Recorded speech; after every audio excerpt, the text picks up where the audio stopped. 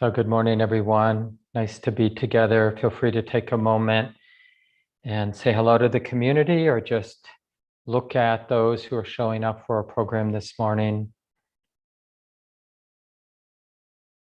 And we're going to forego the chant this morning that we normally do at the beginning, and we'll do some chanting at the end of the morning, and I'll explain that in just a moment.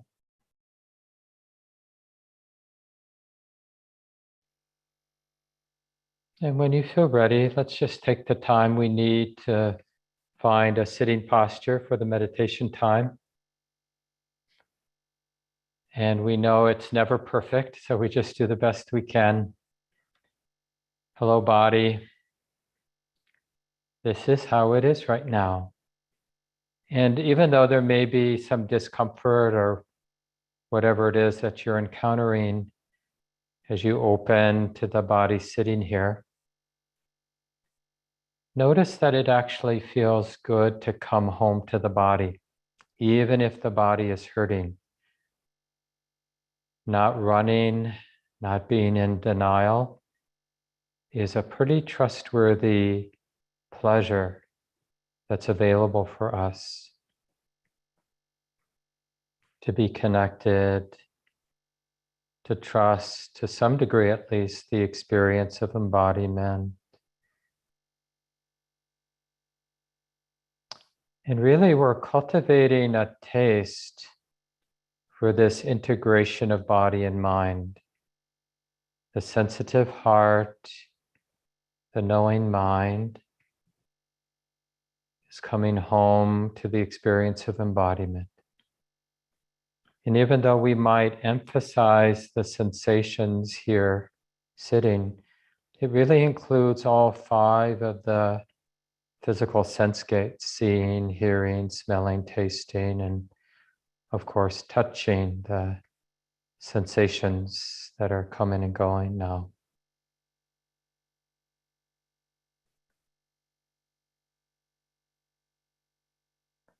And this so-called Dharma move, coming back to the body, is something we can come back to literally hundreds of times each day.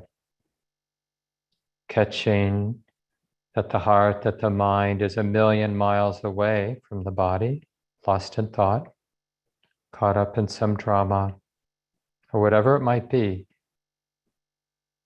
and not bothering to complain or to judge ourselves. We just come home.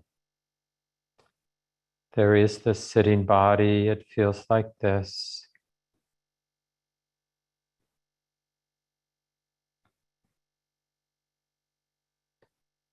And it's this beautiful and hopefully in moments harmonious coming together of the knowing mind, the sensitive heart,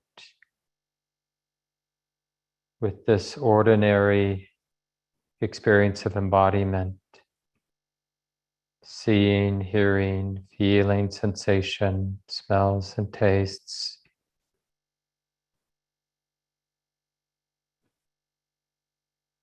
Not afraid, not averse to being embodied, because it's the way that it is right now. Does it make sense to be resistant, to be saying no to the way that it is already? Does it make sense, really? What makes sense is a compassionate yes. Yes, it is like this now. The heart feels like this. The sitting body is like this. The rhythm of breathing is like this.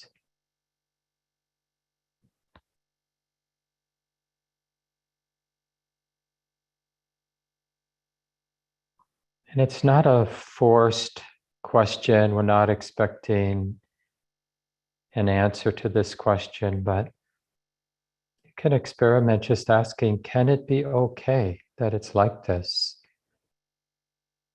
It's sort of like asking, is it okay to relax? Is it okay to open and soften a little bit more? Is it okay to have a kind, tender heart, to be caring about this moment as it actually is, actually showing up?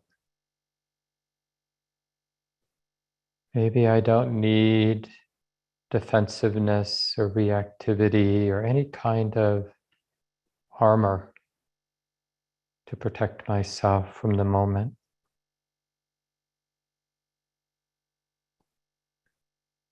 Maybe already there's this capacity to be real and open,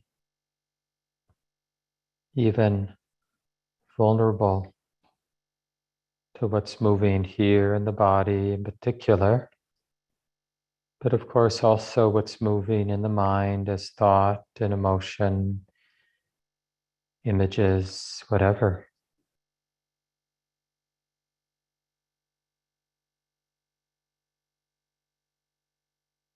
So we're stabilizing as best we can with all the movement of the body and the mind that's here and now, being felt, being known.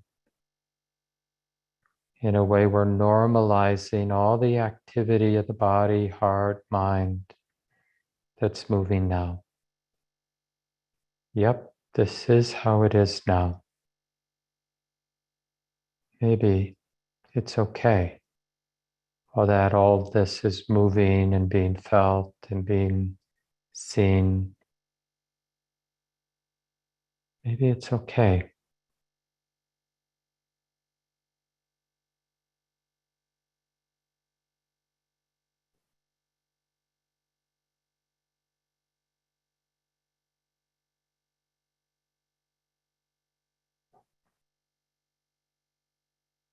And keeping the practice really simple this morning, simply sustaining this awareness, which means we know what the mind is knowing, we sense and feel what the heart is feeling and sensing.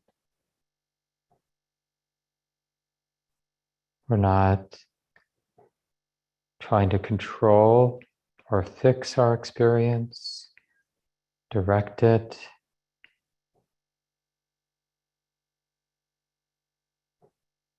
But instead, we're learning to take refuge in this mindful awareness, this knowing that it's like this now, feels like this now. And it's totally okay to use a meditation object like feeling the breath in the body, or more generally feeling the totality of the body sitting, or using the experience of hearing as a meditative anchor. But it's useful to discover that being present is actually an inclusive experience. So even though we might have something in the forefront of attention, notice that the entirety of the present moment is all here and now.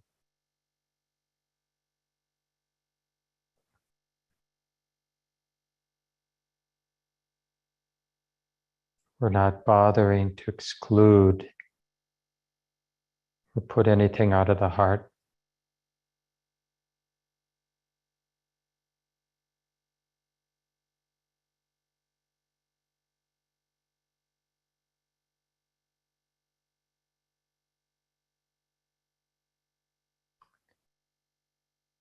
And we can learn that it's possible to be both broad and deep at the same time. Aware of the breadth of the present moment, aware of the depth, subtlety of the present moment.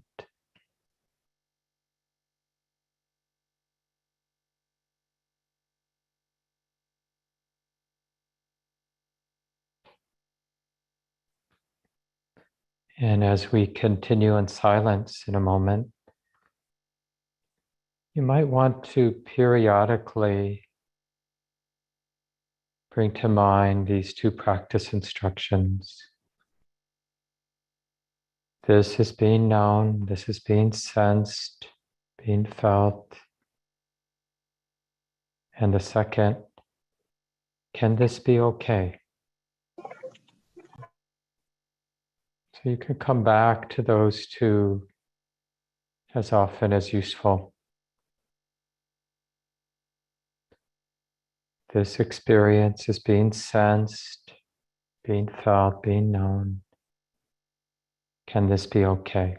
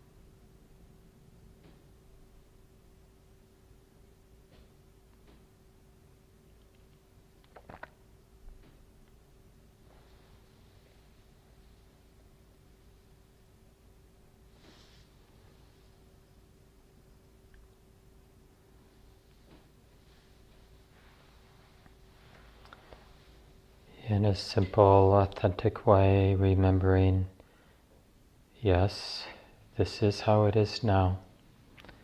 This experience is being known, sensed, and felt. Can this be okay?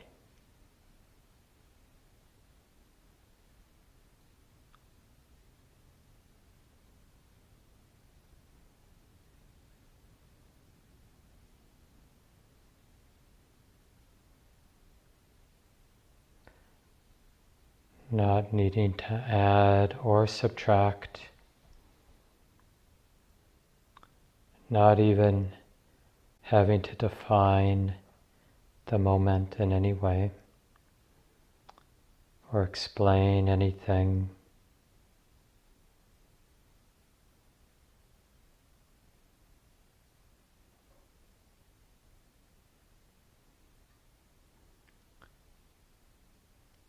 This is the marriage of intimacy and non-grasping. So for just another moment, a couple moments, exploring.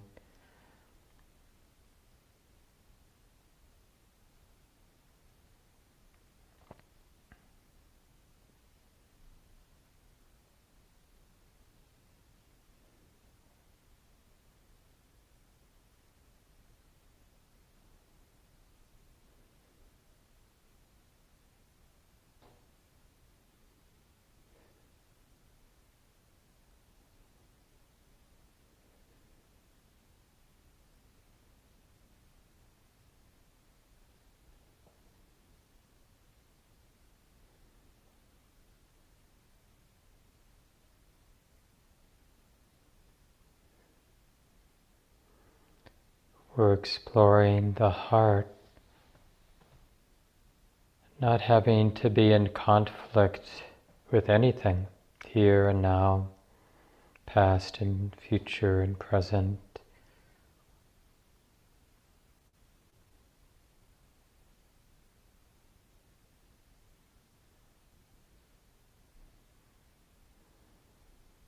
Or as the Buddha refers to it, the unshakable release of the heart.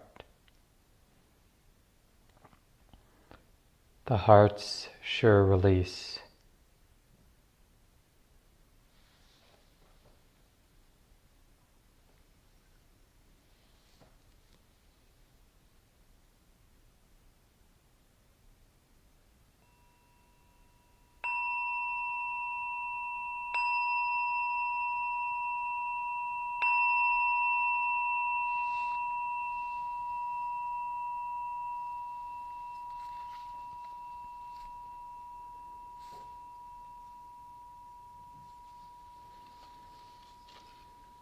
So take a moment, stretch the body as you need to.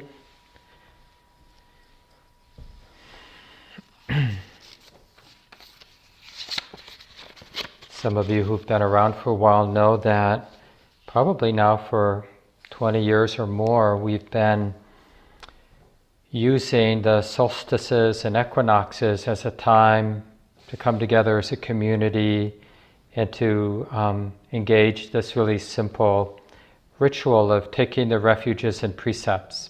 So, being December 19th, close to the solstice, I think it's full moon today too, on top of it.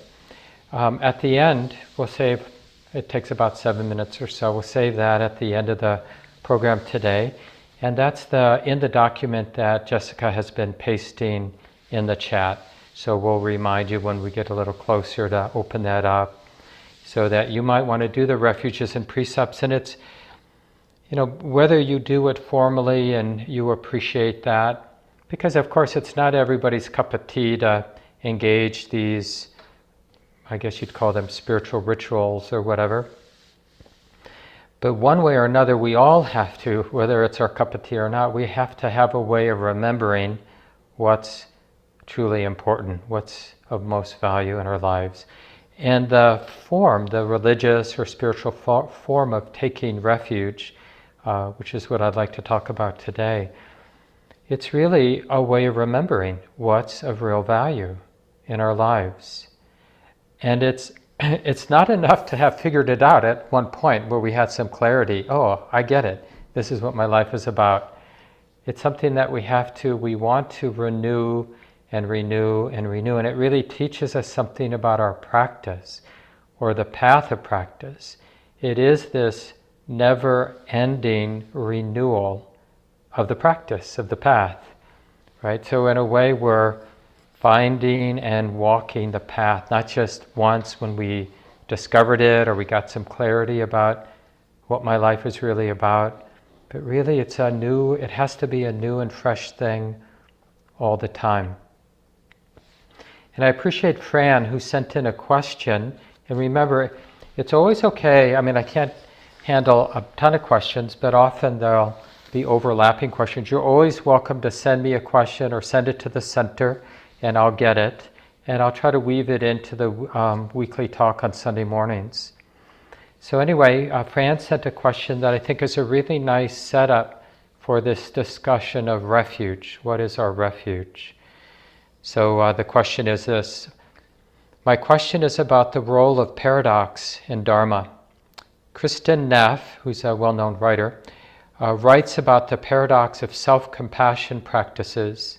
She notes that we practice self-compassion because we suffer, not to take away our suffering. Yes, of course, I said to myself when I heard this explanation. I wondered if you think the same might be said about mindfulness practice.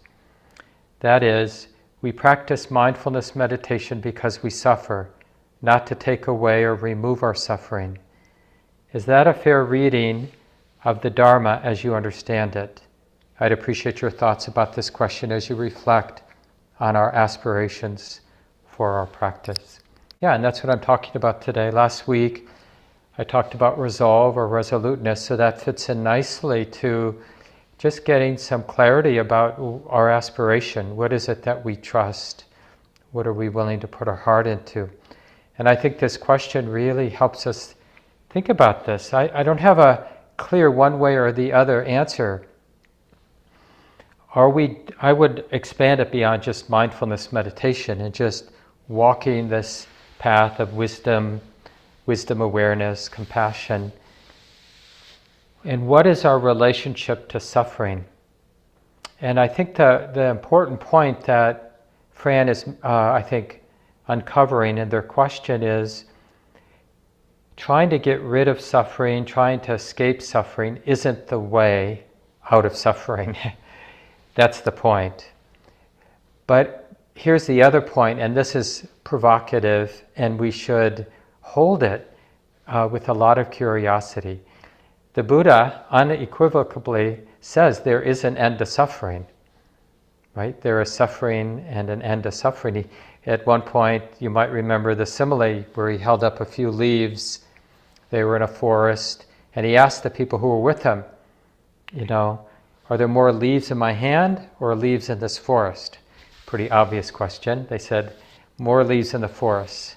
And the Buddha says, just so.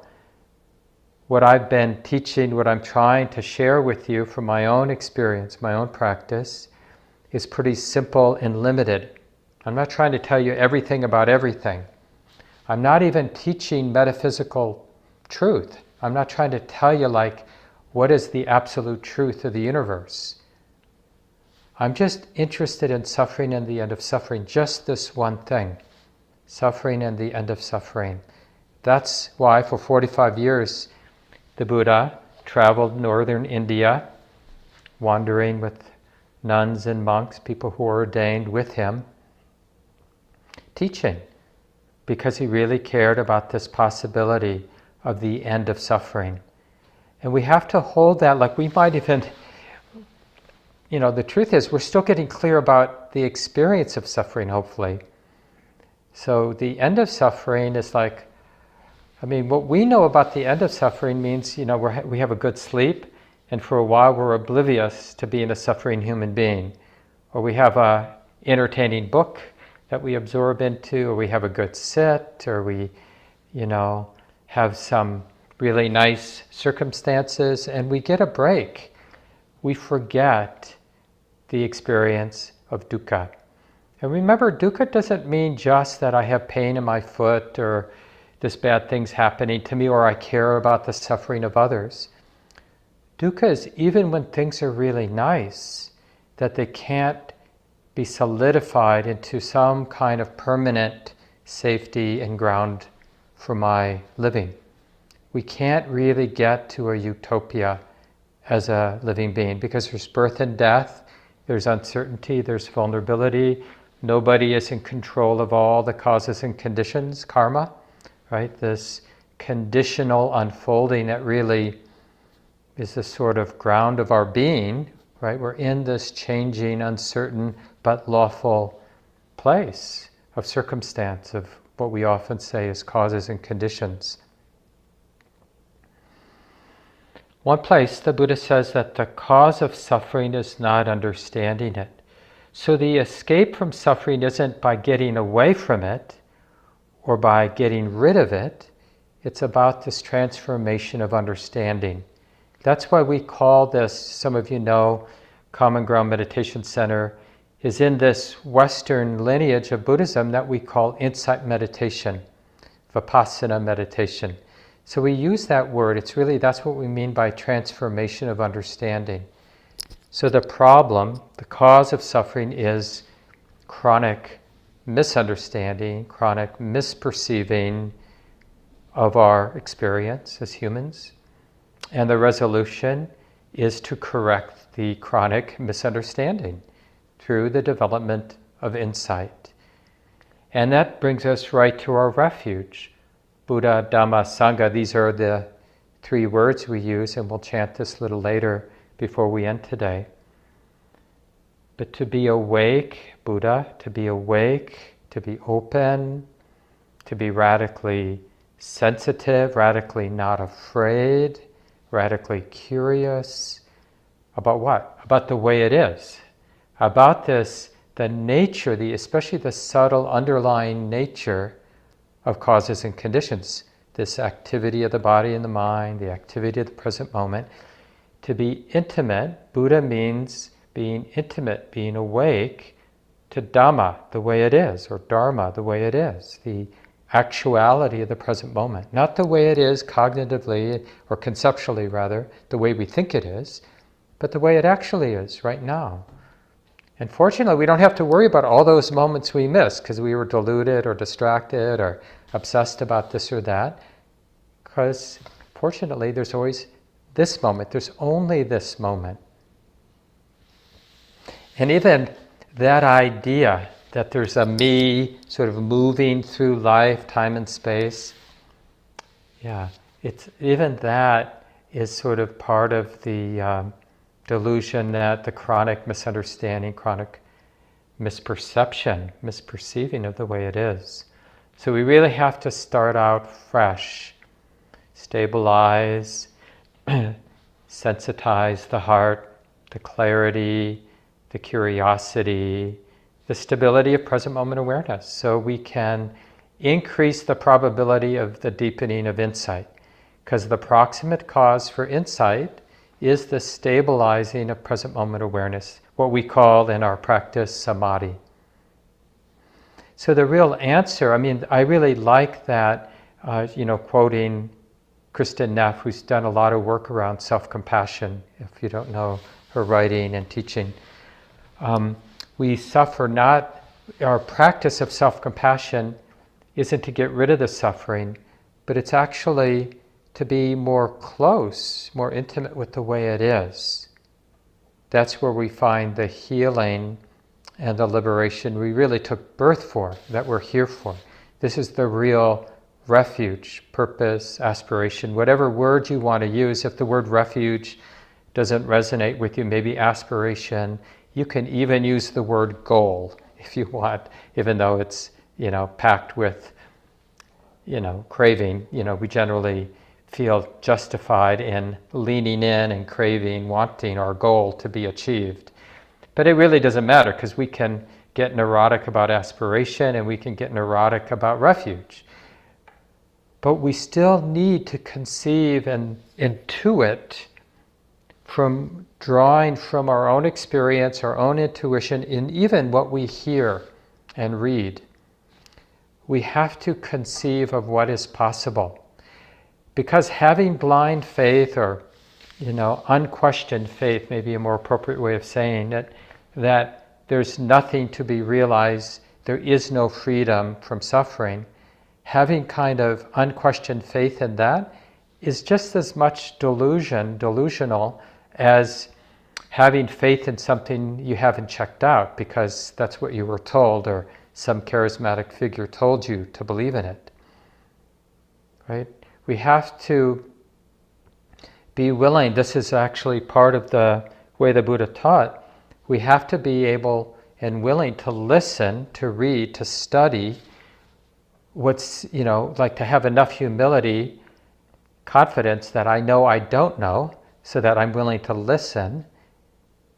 What sounds reasonable, who seems to know what they're talking about. Still, we don't believe them, but we check it out, grounded in our own experience. So that's the second part. The first part is that we have to be willing to listen, to get new information one way or another, and then we have to check it out. We have to know it well enough that then on our own, we can regurgitate what we've read or heard, like in a talk, and then see how it illuminates or not our present moment experience. Can we get closer to the way it is right here and now? Can we see and experience what we're not seeing yet about the nature of our experience here and now? We have to check it out. That's that famous repeated line from the Buddhist teachings, ehi passiko, come and see. Or as it's sometimes translated, encouraging investigation. Like when we use the Buddhist teachings, for example, does it draw us in like, oh, there is something here that is worthy of being close to, worthy of seeing, worthy of opening to. I can really learn something here. Like we take the invitation to get to know the activity of reactivity. Like how the mind reacts with greed or reacts with hate, reacts with distraction and delusion. Oh yeah, this is a cause for stress. This ties the heart up into knots. Ah, I get it. This isn't helpful.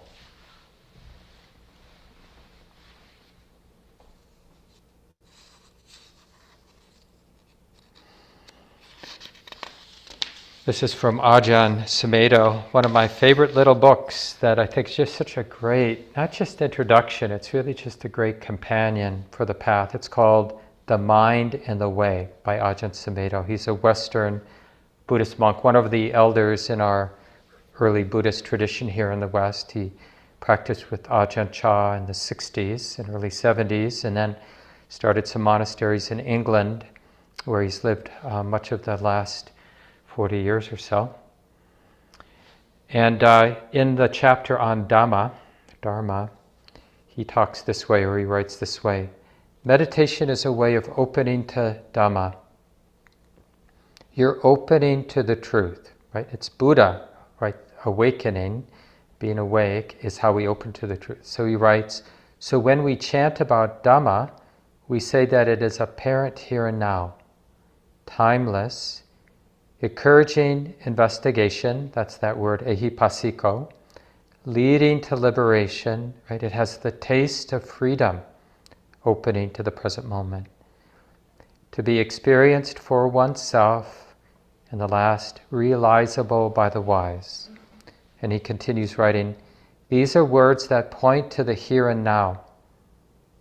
When we're opening to truth, we're not looking for anything in particular, like focusing on one object and saying, is this the truth? Opening to the truth is opening the mind, opening the heart, rather than focusing on one thing. So when we take refuge in the Buddha and Dhamma, that reminds us to be in the state of alert attention. Some people might use the word openness, or receptivity, or even curiosity about the way it is. And he continues writing, we're not trying to concentrate on this or get rid of that. We're not getting caught in the habits of indulgence or suppression. When we do open, when we learn how to open ourselves here and now, then we begin to experience peacefulness, because we're not looking for any particular thing to attach to. And this is what I was pointing to at the end of the guided sit. And I encourage you, to connect your deepest wish, however you sense that in your heart, to be free, to be released, to not be bound up in any way whatsoever. Then take a couple moments at the end of your sitting time before you get up, and to just explore here and now the heart, the mind, not in need, not needing anything to be different, not leaning forward, not pulling back, not hopeful, not afraid. The heart that knows how to be free of any kind of grasping, any kind of holding. And remember, we may not find that full, probably won't, full unshakable release, or as Ajahn Thanisaro calls it, the unprovoked awareness release. I like that too. We may not find it, but what we will more likely find is what appears to be in the way. And then we know the edge of our practice. Oh, maybe I can be intimate with that. Maybe I can say yes to that. Maybe I can be willing to feel that too, sense that too, be okay that that's there. Instead of, oh, this is in the way of my suffering. When I get rid of you, then I'll have it. And maybe I need to include you. Maybe you're not actually an obstacle to release, to peace, to freedom.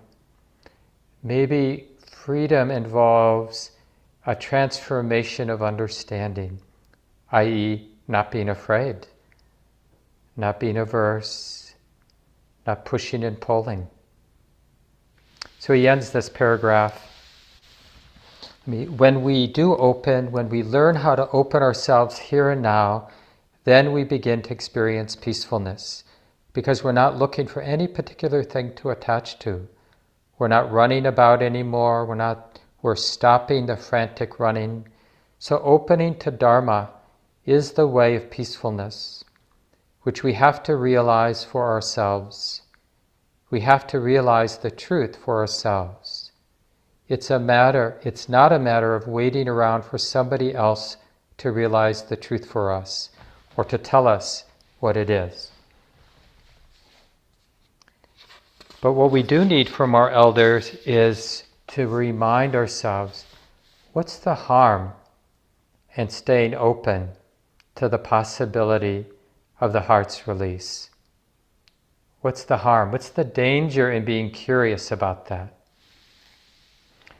Because to be arrogantly certain that life as a human being sucks and then you die, or whatever negative, cynical, nihilistic idea that we might have, because even if we're living a pretty privileged life, we know there are a lot of people suffering injustice, suffering poverty, bad fortune, sickness, illness.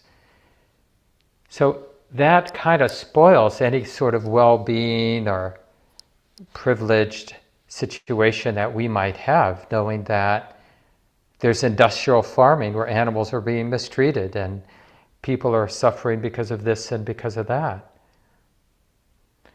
So this kind of habitual search for nice circumstances, for comforts, for me getting that nice cabin on Lake Superior where everything's perfect. I found it, by the way. Just unfortunately, it's not a big place, but it costs $1.8 million for a tiny little cabin, but it's in a perfect place. That's the idea, right? Nobody's going to bother you, simplistic. This sort of, and everybody, we all have our equivalent of what perfect escape might look like getting into shape, losing weight, getting my mind so it knows everything, fixing my relationship with my partner, or whatever it might be, taking my dog for a walk because I've been neglecting it. Whatever your idea for then it's going to be good. Then I won't feel this guilt. But there's always more. There's always more. So we have to lean in a sense, to the dukkha. Or one teacher says, we have to find the downtown of dukkha, the downtown of suffering, of the existential uneasiness, inside, outside, that pervades our lives. And it reminds me of a set of questions that Nyanaponika Thera, he's a Westerner who went to Sri Lanka a long time ago, maybe now 50 years ago, he's passed away. But he did a lot of really essential translation of the Buddhist texts into English, and just an important teacher. And he, in an article he wrote about refuge, he asked the questions, is this world of ours really such a place of danger and misery that there is a need for taking refuge? Do we need a refuge? And then he asked, does such a refuge exist? And if so, what is its nature? So this is a very human question to ask ourselves. Do I need a refuge? Or am I really, really doing fine? My heart is at ease, no lurking fear, no existential uneasiness, have no problems with the way it is. Chances are you're deluded if we feel that way, right? Which is, in this case, ignorance isn't bliss. Because what we don't realize when we're oblivious is it takes a lot of psychic energy to stay oblivious. But because we're oblivious, we don't realize how stressful and tenuous that situation is. It isn't really our job necessarily to remind people who appear to us to be oblivious that they might be oblivious. But it is our job, if we're that person, to somehow, I was talking with Wynn, my partner, who's here now. We're at the Forest Refuge, IMS, in Massachusetts. And Wynn was saying she got a little teaching about how to use shock in her life. And this is when we need to skillfully use shock, is when we're in a state of disconnection, obliviousness, caught up and totally okay about our obsessiveness about this and that, absorbed in different things that ultimately aren't really going to help anybody, ourselves or anybody. And then we need something to wake us up, like, oh, this is, whatever I'm doing, however I'm creating meaning for myself, this is not the way. This is not ultimately going to help me when I'm dying, or when I'm with someone who's dying, or when there's some huge exposure to vulnerability in my life, or something rocks my boat. Then I'm going to feel betrayed by what I've been absorbed into for so long, because it hasn't really made me a wiser, more resilient, more kind human being. I'm still vulnerable.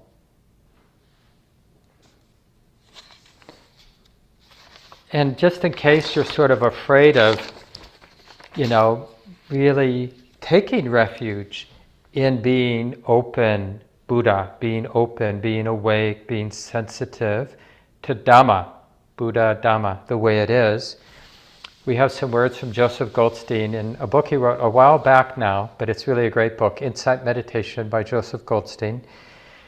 In one of the early chapters, it's just a short chapter, it's called Fear of Enlightenment, or Fear of Awakening.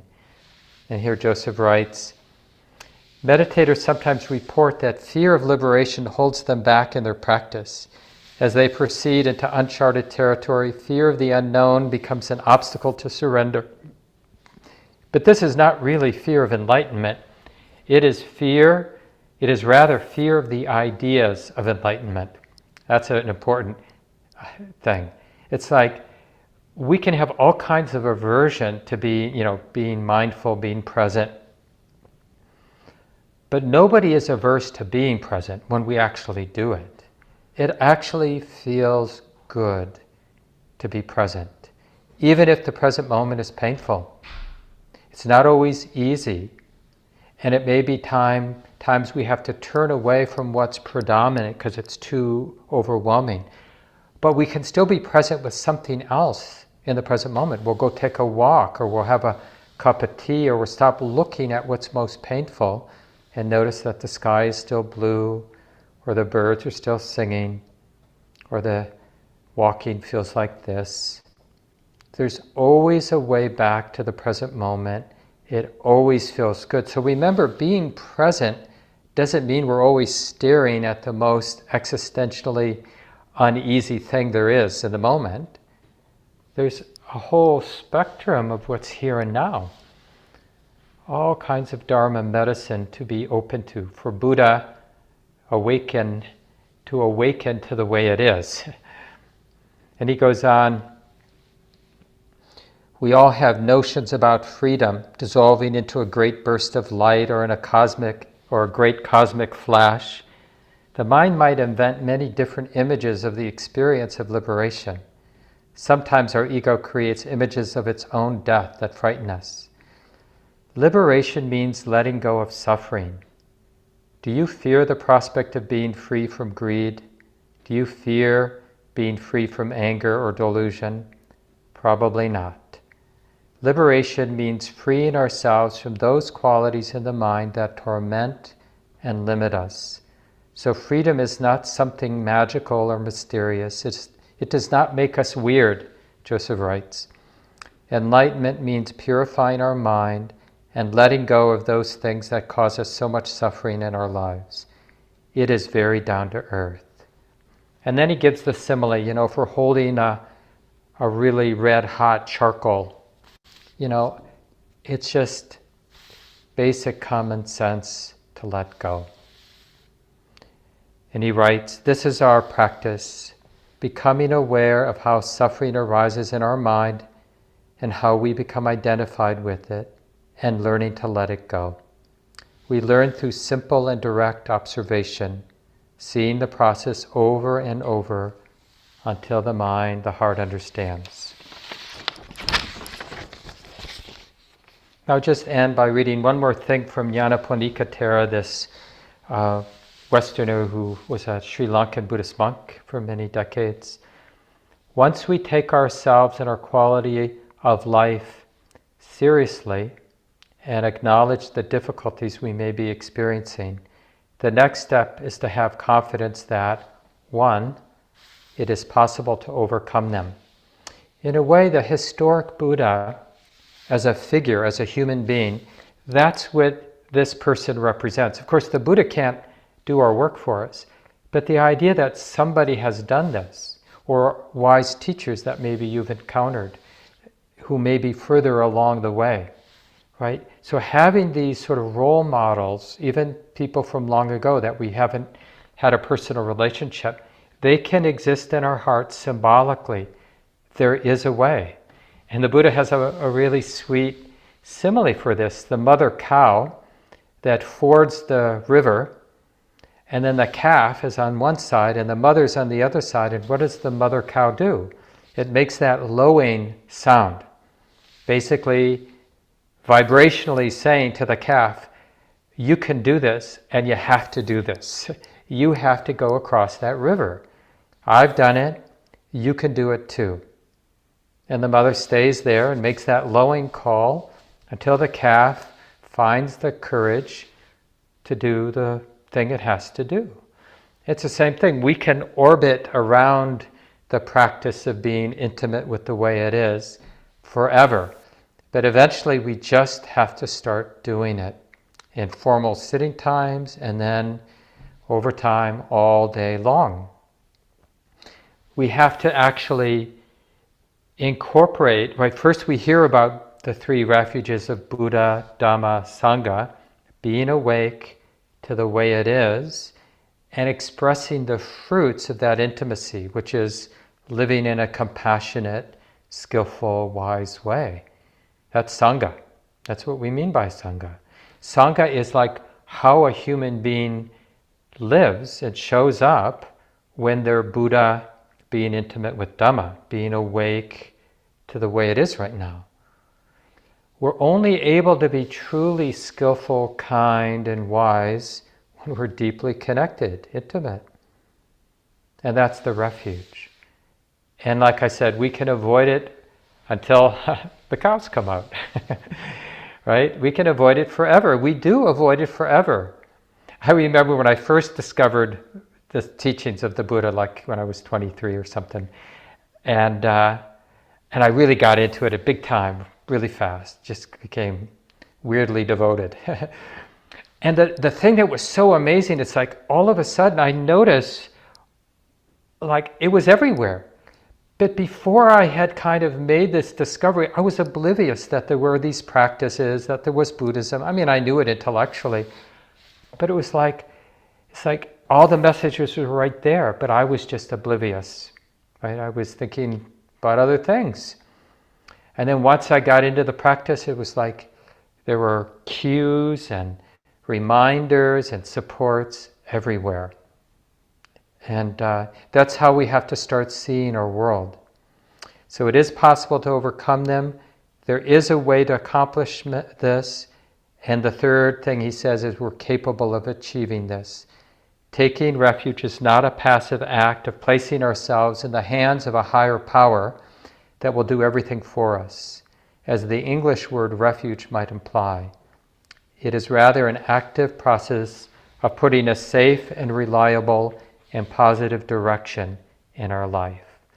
In other words, we're planting seeds. So let's open up that document if you'd like to do this. Otherwise, you can just listen, and it's at the end of that document. And it's just something we do. Again, it just takes about 7 minutes. And it's just a community thing. It's actually traditionally a way for Buddhists or for people who want to align with the Buddhist teachings. Remember, Buddhism isn't really a religion in the sense that we're believing in kind of a higher power, or the higher power we're believing in is this capacity to be awake, sensitive, and intimate with the way it is, moment by moment, and expressing more freedom, more love, more compassion, and more skill as we live our lives. So if you want to call that religion, fine. Otherwise, it's a spiritual practice. But we want to align with it. And so for people in the past, aligning with it meant in community doing the refuges and precepts together. And briefly, the precepts are just this resonant commitment to non-harming. Because if we're living a life of a lot of harm, and then we want to develop this sensitivity, it won't work. Because when we settle down, we're going to feel a lot of regret because we're living in a way that's causing a lot of harm. And it will literally, appropriately haunt us when we settle down and become more intimate. So that's why not only do we commit to non-harming because it causes harm, we commit to non-harming because when we become sensitive, our non-harming haunts the heart. It burdens our heart. We have an incentive to be a good human being, which is as it should be, I think. So let's do the 3 refuges.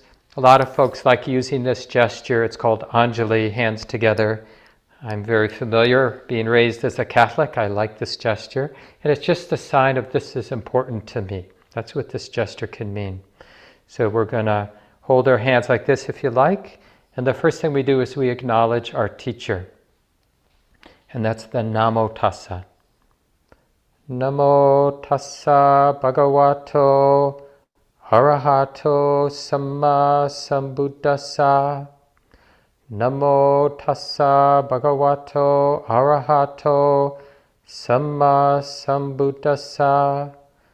Namo Tassa Bhagavato Arahato Samma Sambuddhassa.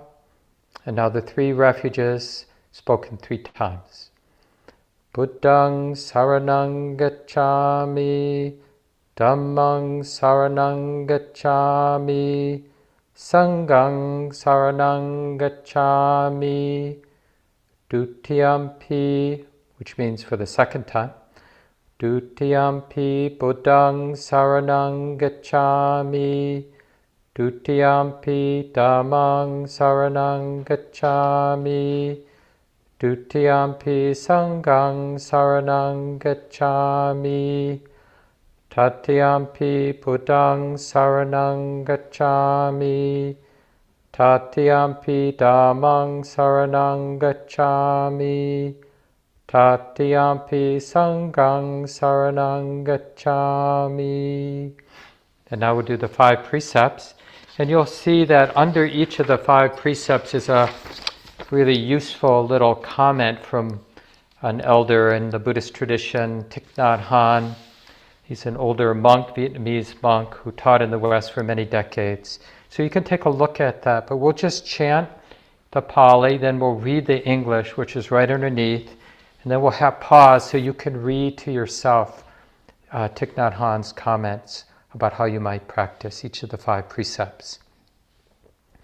So the first precept, Panatipata, where ammani sikapadang samadhyami, I undertake the training to refrain from harming living beings. For those who don't have it open, I'll read. Aware of the suffering caused by the destruction of life, I am committed to cultivating compassion and learning ways to protect the lives of all living beings. I'm determined not to kill, not to let others kill, and not to condone any act of killing in the world, in my thinking, and in my way of life. This is the first of the 5 mindfulness trainings. I vow to study and practice it. And so let's do the second now. Adina dana, where ammani sikapadang samadhyami, I undertake the training to refrain from taking that which was not given. Aware of the suffering caused by exploitation, social injustice, stealing, and oppression, I am committed to cultivating loving kindness and learning ways to work for the well-being of all beings. I will practice generosity by sharing my time, energy, and material resources with those who are in real need. I am determined not to steal and not to possess anything that should belong to others. I will respect the property of others, but I will prevent others from profiting from human suffering and the suffering of other species on earth. This is the second of the 5 mindfulness trainings. I vow to study and practice it. And now the third. Kamesu michachara, where ammani sikapadang samadhyami, I undertake the training to refrain from causing harm through sexual misconduct.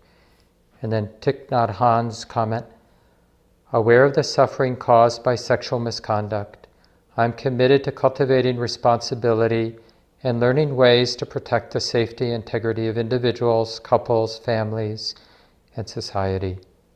I'm determined not to engage in sexual activities without love and commitment. To preserve the happiness of myself and others, I am determined to respect my commitments and the commitments of others. I will do everything in my power to protect children from sexual abuse and to protect couples and families from being harmed by sexual misconduct. This is the third of the 5 mindfulness trainings. I vow to study and practice it. And so now the fourth. Musawada, where ammani sikapadang samadhyami, I undertake the training to refrain from false and harmful speech. Aware of the suffering caused by unmindful speech and the inability to listen to others, I am committed to cultivating loving speech and deep listening in order to bring joy and happiness to others and relieve others of their suffering. Knowing that words can create happiness or suffering, I'm determined to speak truthfully with words that inspire self-confidence, joy, and hope. I will not spread information that I do not know to be certain, and will not criticize or condemn things of which I am not sure. I will refrain from uttering words with the intention of causing division or discord. I'm determined to make efforts to reconcile and resolve all conflicts, however small. This is the fourth of the 5 mindfulness trainings. I vow to study and practice it. And then finally now the fifth. Sura Meriya Majjapamaratana, where ammani sikapadang samadhyami, I undertake the training to refrain from the misuse of intoxicants. Aware of the suffering caused by unmindful consumption, I am committed to the cultivation of good health, both physical and mental, for myself, my family, and my society. by practicing mindful eating, drinking, and consuming. I will ingest only items that preserve peace, well-being, and joy in my body, in my consciousness, and in the collective body and consciousness of my family and society. I'm determined not to misuse alcohol or any other intoxicant, or to ingest foods or other items that undermine spiritual growth, such as unwholesome TV programs, magazines, books, films, and conversations. I'm aware that to damage my body or my consciousness with such poisons is to harm all human beings.